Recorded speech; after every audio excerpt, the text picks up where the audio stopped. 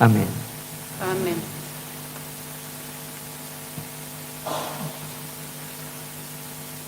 Bueno, no sé si alguno se da cuenta de... Hay mucho eco. Si alguno se da cuenta de cómo se van articulando las lecturas de los evangelios a lo largo de los domingos, ¿no? Estamos leyendo el Evangelio de San Mateo todos los domingos. Estamos en el ciclo A, leyendo el Evangelio de San Mateo. Y estamos leyendo el capítulo 10 del Evangelio según San Mateo, que es el discurso apostólico.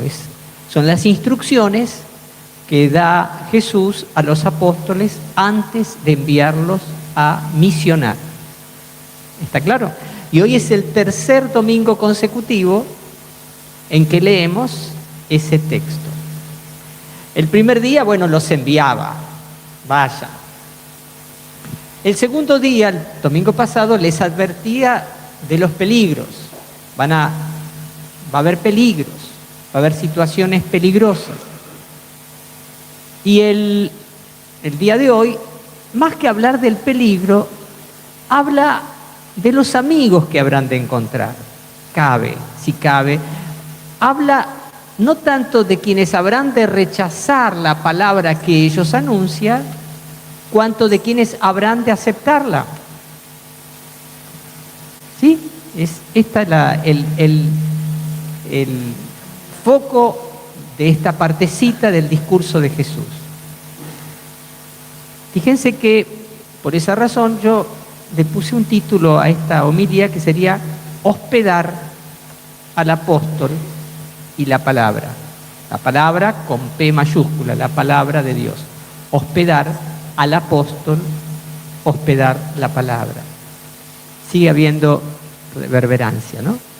Pues bien, hasta acá me siguieron. No se me duran. Ahora vienen las partes más lindas.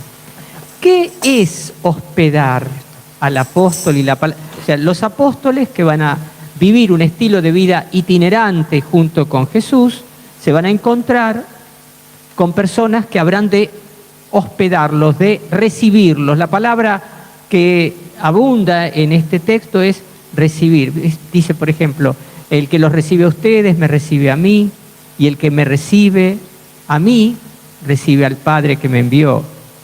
Y después va a decir, el que recibe a un profeta por ser profeta tendrá la recompensa de un profeta, y el que recibe a un justo por ser justo tendrá la recompensa de un justo. O sea, fíjense la idea de recibir muchas veces. O sea, habrá quien los reciba.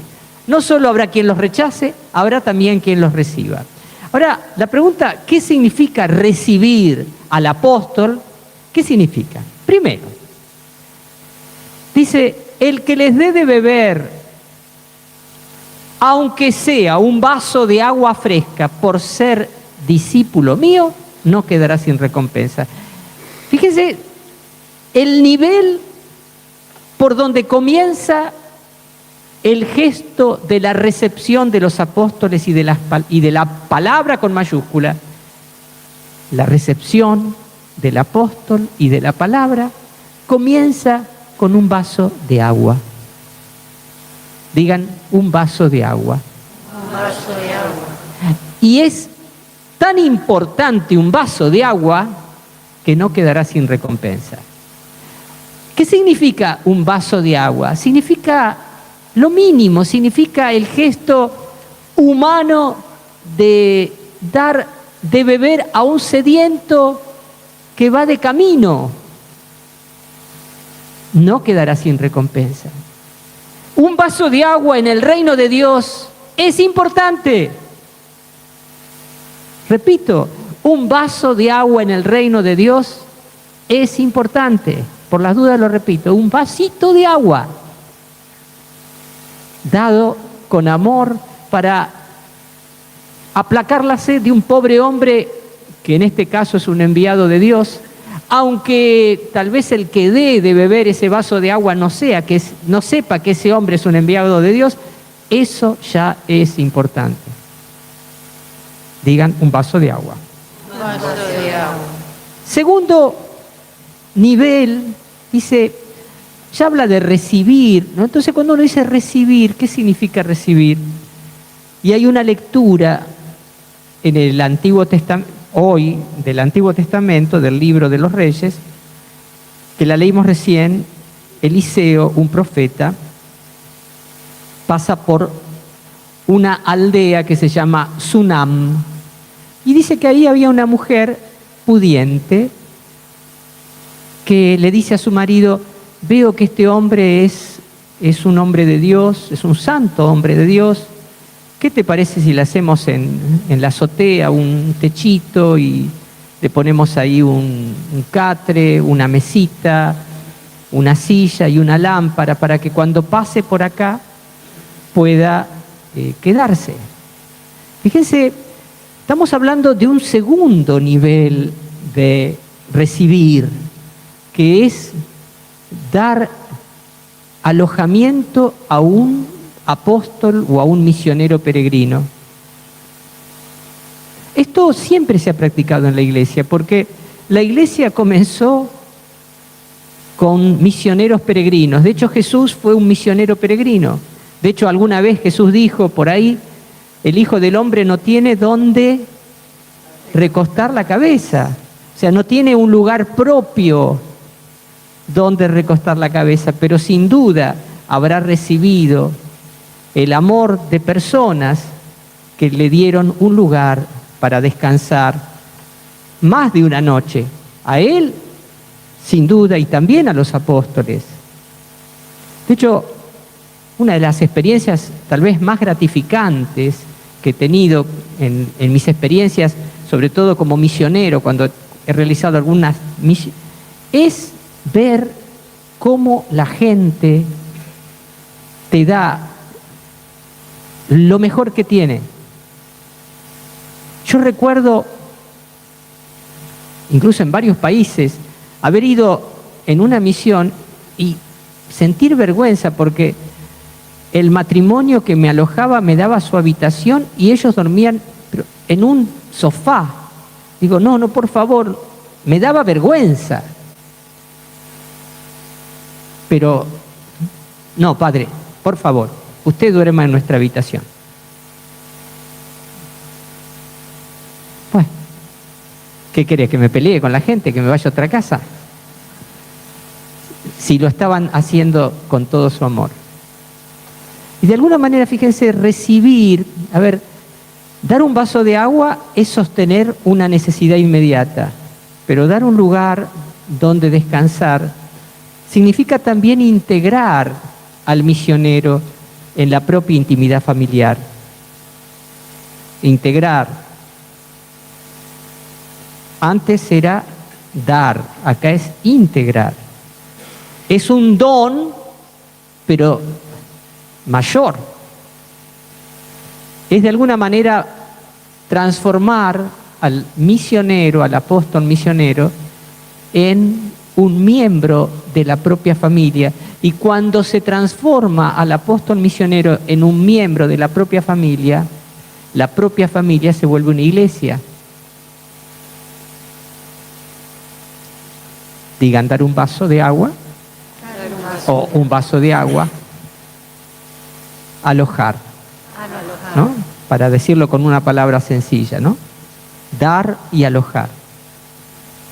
Pero hay un nivel todavía más profundo, y aquí entramos, yo lo voy a decir así, es como en lo que es el hombre, en lo que es la vida humana. Me venía cuando escuchaba el Evangelio la imagen de una cebolla, o si quieren, de un alcaucil, ¿no?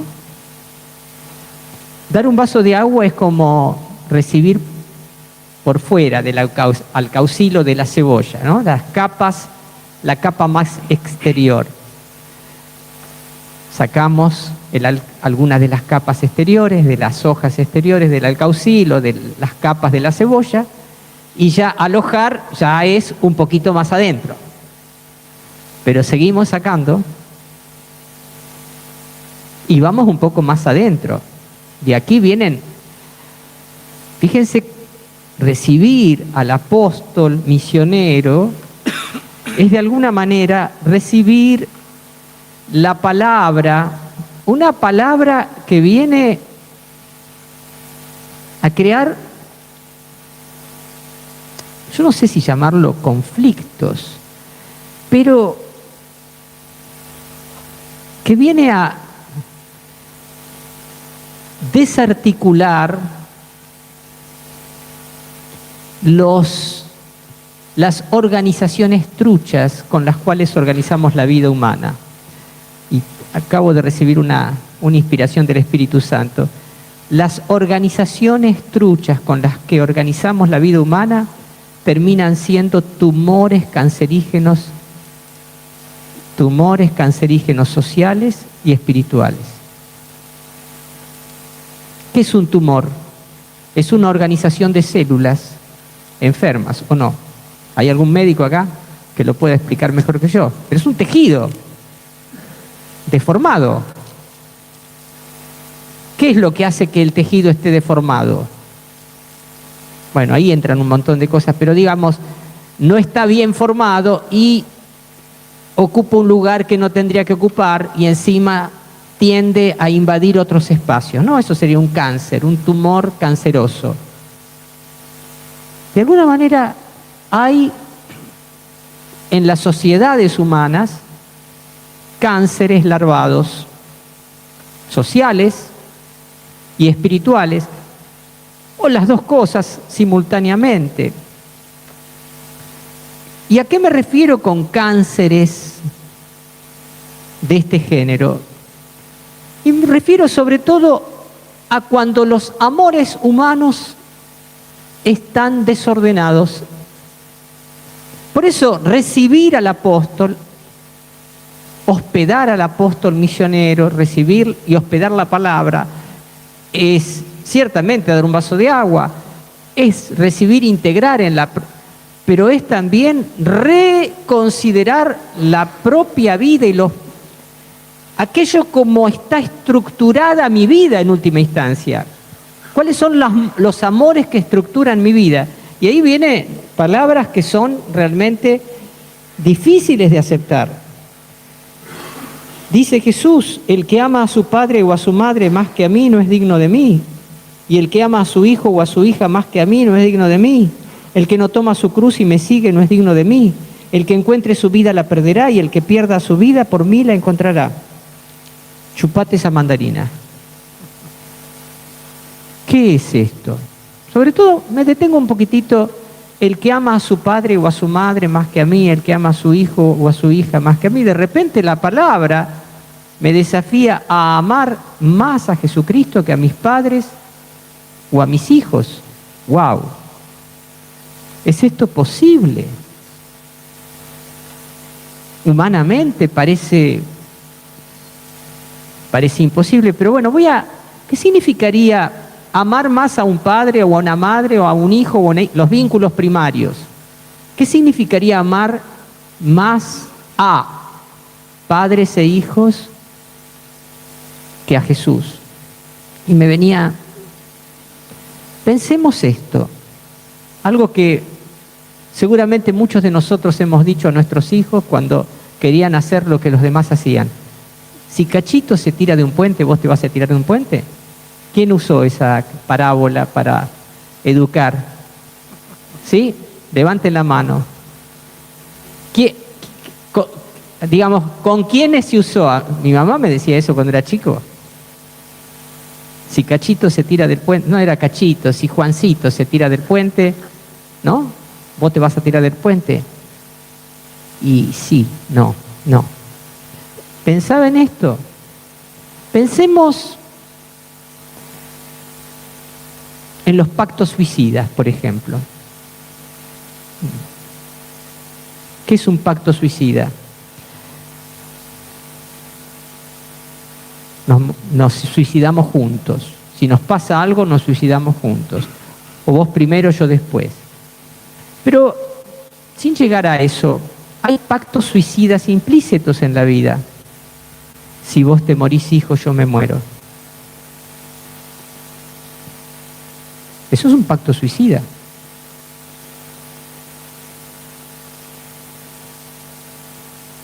Y de hecho, No me muero en el sentido físico de la palabra, pero vivo años muertos. Años de muerte siguen a una muerte. Años de muerte siguen a la muerte de mi padre, de mi madre, de mi hijo, de mi hija que se murió. No es que haya un pacto suicida explícito, pero sí implícito en la mente, en el corazón.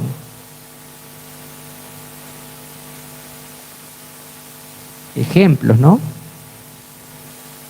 Amar sería más, eso sería una forma de amar más a mi hijo o a mi hija, o a mi padre o a mi madre, más que a Jesús. Pero no lleguemos a los pactos suicidas. Los encubrimientos de delitos.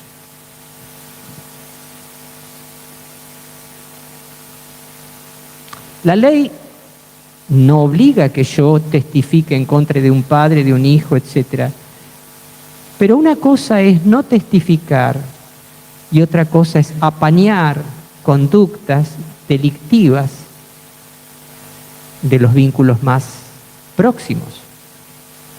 ¿O no? Y una forma de apañar es no veo.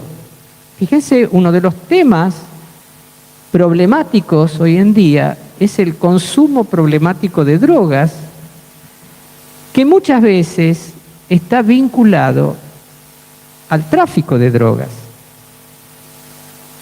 Yo quiero decirles, querida, sobre todo me dirijo a las señoras que puedan tener hijos jóvenes, que tienen problemas con las drogas. Yo visito desde hace años una cárcel de mujeres y yo quisiera que ustedes supieran cuántas mujeres arriba de 60 años están presas por tener droga en su casa que no traficaban ellas, sino sus hijos, para sostener su propia adicción.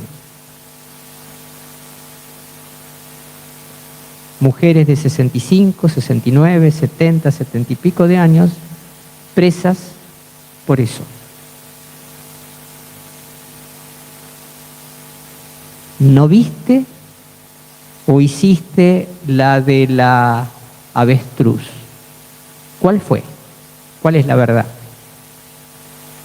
Digo, ahí hay una forma de amar a veces más a un hijo o a una hija que a Jesús, que a la verdad, que a la rectitud, que a la honestidad.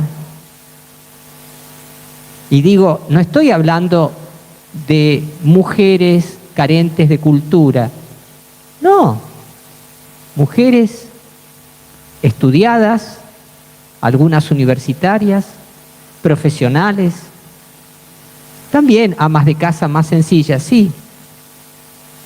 Pero en esto no hay clases sociales, ¿eh? Tener una clase social un poco mejor podría significar tener un abogado mejor, punto, pero no estar al margen de estas problemáticas. ¿Me siguen?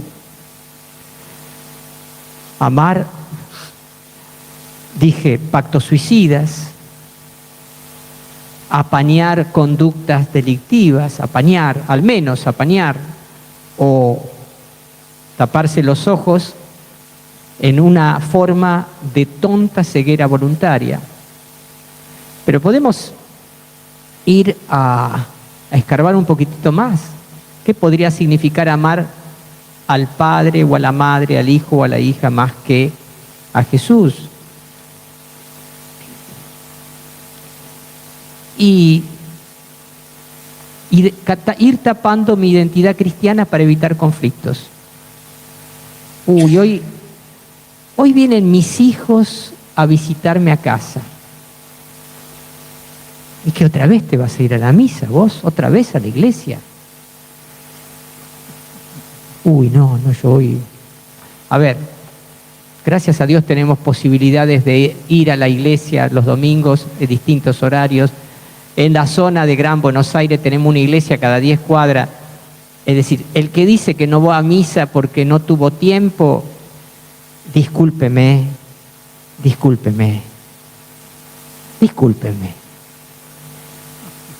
O sea, el que dice, esto lo dijo Juan Pablo II, al que dice que le falta tiempo para esto, en realidad no es tiempo lo que le falta es amor. Pero, por ejemplo, por no quedar mal con la nuera esa el nuero, no, el yerno, perdón.